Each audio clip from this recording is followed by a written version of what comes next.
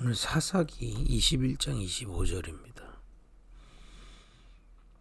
사사기 21장 25절이요. 그때에 이스라엘에 왕이 없으므로 사람이 각기 자기의 소견대로 옳은 대로 행하였더라.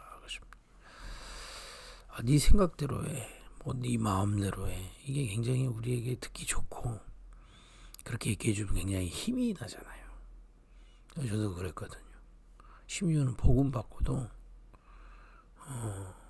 이런 얘기들이 좋고 그렇게 살아야 된다고 저는 생각했었거든요. 그렇게 살아왔었습니다. 근데 성경에서는 하나님 떠난, 그죠? 창세기 3장에 하나님의 형상으로 살아야 될 인간. 하나님의 형상이 뭡니까? 우리는 내 생각으로 사는 게 아니에요. 하나님의 것을 붙잡고 사는 거죠. 내 생각이 하나님의 것으로 붙잡혀져야 되고, 그렇게 살 때 가장 다스리고 정복하고 충만하게 할 수 있는, 생육하고 번성하고 다스리고 충만할 수 있는 존재로 우리가 지어진 겁니다. 그래서 창세기 2장 7절에 우리를 코에 생기를 불어넣었더니 생명이 됐다. 영적인 존재로 지었다는 거예요. 영성이라는 겁니다. 그래서 인간에게 가장 중요한 게 사실은 영성이에요. 영성 속에서 지성도 나오는 겁니다. 하나님 계획도 깨닫고, 그죠? 또 감정이 나오는 거다. 주님의 마음을 알 수 있는 거예요. 은혜와 사랑과 기쁨과 평안과 희락과 이런 축복들, 그 비밀 속에서 우리는 이 땅에서 의지를 가지고, 그 깨달은 의지를 갖고 주님 따라가는 삶을 살게 되는 거죠. 이때 우리의 사실 몸도 살아나게 되어 있습니다. 이런 모든 면역이 다 연결되어 있습니다. 사실은요. 마음 생각 떨어져 있는 게 아닙니다. 영혼, 마음, 생각 이런 것들이 다 분리돼 가지고 영혼은 영혼대로, 마음은 마음대로 이렇게 되는 게 아닙니다. 이게 사실 다 연결이 되어 있어서요. 우리 기분 좋으면 몸이 편안해지잖아요. 기분 나쁘면 긴장되듯이 이 은혜 받으면 이게 분명히 이 영적인 축복이 육신까지 전달되는 그런 존재로 지어진 거거든요. 근데 창세기 3장에 아담이 하나님을 떠난 이후로 모든 사람이 떠나서 하나님과 상관없이 태어나는 겁니다. 상관없다는 게 이게 하나님의 세계를 벗어났다는 게 아닙니다. 하나님의 세계 안에 있지만 하나님과 단절된 상황이죠. 그 자체가 저주예요. 그잖아요. 이렇게 만들어진 인간이 하나님과 떨어져 있다는 것 자체가 저주요, 재앙입니다.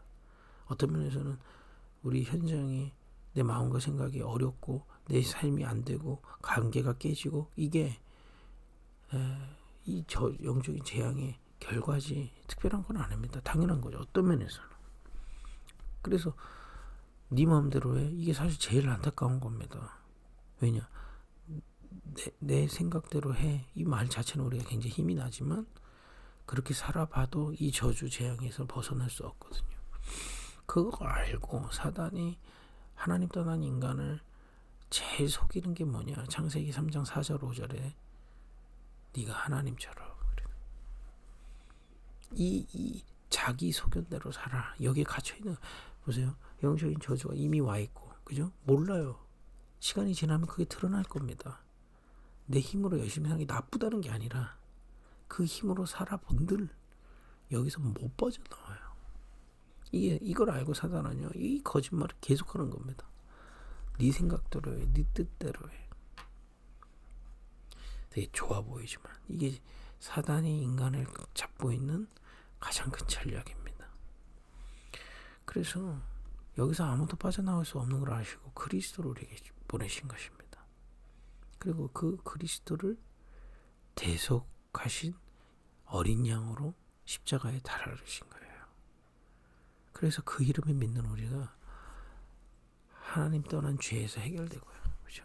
사단의 전략에서 해방되고, 그죠? 모든 재앙에서 해방될 방법은 예수님이 대신 죽으셔야 돼요. 그리스도가, 죄 없으신 그리스도가 대신 죽어야 돼요. 그래서 우리가 그 이름을 믿을 때 여기서 함께 죽은 겁니다. 그래서 해방되신 거예요. 해방시키신 거예요. 내가 죽어야 되는데 우리는 그렇게 능력이 없습니다. 죽어 우리 이걸 해결할 방법이 없어요. 죽음으로 갚을 뿐이지. 근데 예수님이 대신 치르시고 우리를 해방시키신 거예요. 이게 엄청난 은혜 아닙니까? 그죠? 여러분과 제가 그 은혜를 받은 겁니다. 그리고 이제 우리는 나로 살 것이 아니라 내 안에 계신 그리스도로 사는 거예요. 내 안에 나와 함께 하시는 주님과 함께 사는 겁니다. 좀 더 얘기하면 어제 얘기했듯이 주님의 세계 안에 우리가 들어와 있어요. 그 주님의 세계를 이제 우리 영성을 통해서 깨닫고 누리고 그걸 따라가는 게 우리의 삶이에요. 마리아가 그걸 간파한 거죠. 주님이 말씀하신 대로 해라. 이제 우리는 주님의 세계 안에 있기 때문에 주님의 말씀대로 주님의 은혜대로 따라가면 되는 거죠. 이 축복을 우리에게 주신 것입니다. 그래서 우리를 다시 세우는 영적 건축을 주님은 원하시는 겁니다. 제자들을 부르셨어요. 우리를 말씀 앞으로 보서 말씀 먼저 믿게 하시고 우리의 영적인 모든 숨겨진 부분을 다시 건축하시기 시작하시는 겁니다. 그 시작이 뭐냐? 하나님의 은혜로 이것이 믿어지는 겁니다. 이제 이 믿음 속에서 영적 건축이 시작되는 거예요. 우리는 내 생각대로가 아닙니다. 먼저 주님의 말씀 따라. 그래서 우리가 주님의 말씀을 배우고 주님의 말씀을 마음에 담고 그것을 묵상하는 그 은혜를 누리는 겁니다. 그죠? 여러분들이 이 시간에 뭘 해야겠다는 다음 거고요. 그 주님의 말씀이 깨달아지고 믿어지고 그걸 말씀에 붙잡고 주님을 앙망하는 것 자체가 살아나는 시간이에요.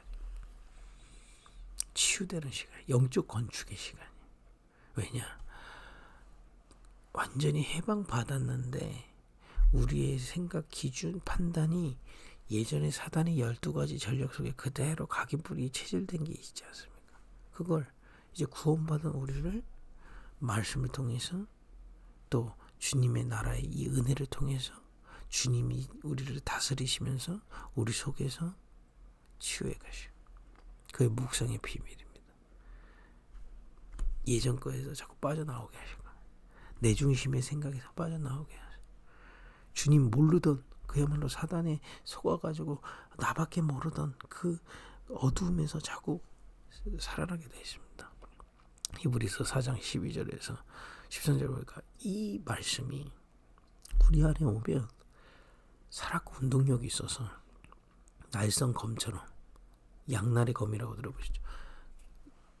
칼은 이렇게 한 면만 이렇게 썰잖아요. 이렇게 양날의 검 그러면 뭡니까? 양쪽이 다 이렇게 휘둘릴 수 있다 이 말이죠. 그 정도로 예리해서 우리의 영혼, 마음, 생각, 육신까지 찔러 쪼개서 숨겨져 있던 것들을 드러나게 하시고 치유해 가시는.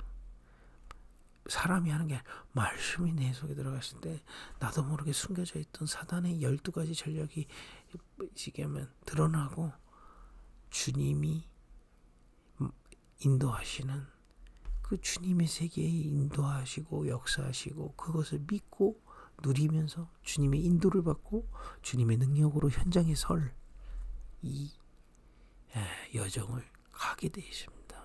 그래서 이게 영적 건축이다 말이에요. 사람이 구원받았는데 영적 건축을 제대로 해야 계속 갈 수 있습니다.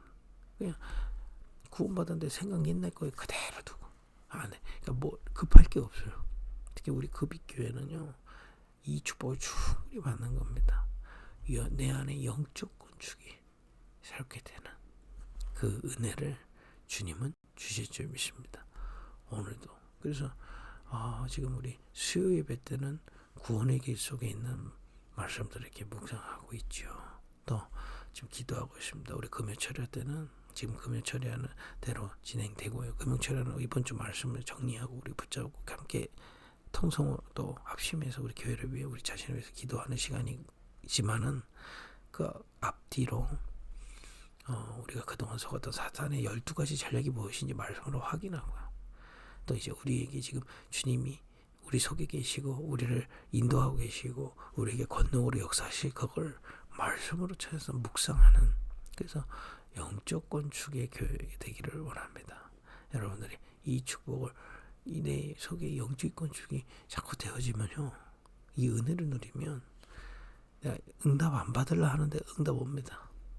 내가 누구처럼 하려고 막 몸부림쳐도 나를 통해 주님이 살아계심이 자꾸 나타나게 돼 있어요. 그거는 내가 묵상해서가 아닙니다. 여러분 그런 존재단 말이에요. 그래서 영적 건축의 축복을 누리는 겁니다. 그건 결과로 오는 거죠. 우리의 영적 상태가 살아나는 만큼 현장의 응답은 따라오게 되죠. 아무리 예수 믿어도 내 영적 상태가 옛날 거 그대로 붙잡고 있으면 자꾸 병 들어가요. 그죠? 우리의 영적 상태가 날마다 주님이 주시는 이 축복으로 살아나고 내 영적 건축이 세워지고 있으면 눈에 보이는 부분에도 응답은 따라오게 되죠. 그래서 여러분 어떤 분들이 물어보더라고요. 내가 하나님의 응답을 받고 있는지 한번 여러분의 영적 상태를 한번 10번 말고 한번 점검해 보세요. 내가 자기의 소견대로 붙잡혀 있는지, 아니면 주님 믿어지고 내 생각이 자꾸 없어지고 주님의 뜻이 내 뜻이 되고 그죠? 그래서 우리 말씀 들으면 주님의 계획이 내 계획이 되기도 하고요. 이게 우리에게 주신 축복이란 말이에요. 이렇게 해서 정말 영적 건축하는 증인 되기를 원합니다. 그래서 우리가 왜 이쪽으로 방향을 맞추고 있냐면요. 지금 현장에 많은 아픈 분들이 있어요. 영적으로, 또 마음 정신이, 또 육신이. 근데 근본 원인이 뭔지를 모릅니다. 그리고 어떻게 치유돼야 될지 몰라요. 그래서 여러분과 저를 먼저 부르신 주님이, 지명해서 부르신 주님이 영적 건축의 증인으로 세우시고 현장에 정말 이 치유가 힐링이 필요한 이분들에게 하나님 우리를 보내셔서 증인으로 세우실 줄 믿습니다. 기도하겠습니다. 오늘도 영적 건축의 축복을 누리는 한날이 되게 하여 주옵소서. 예수님의 이름으로 기도했습니다. 아멘.